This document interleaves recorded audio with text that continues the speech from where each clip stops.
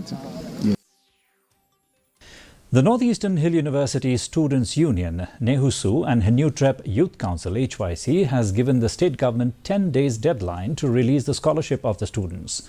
The leaders of the two organizations yesterday held a protest in front of MBO's office at Lower Lashamere to protest against government failure to release the scholarship.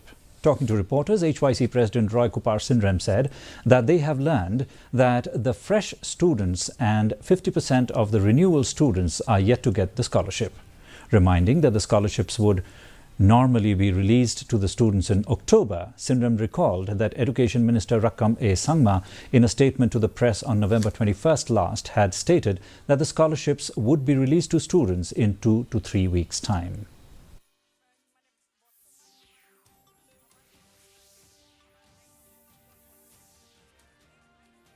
Are released to the students. In the month of November, on the 21st of November, the Education Minister of the state has made a statement before the press that the students will get the scholarship within 2 or 3 weeks.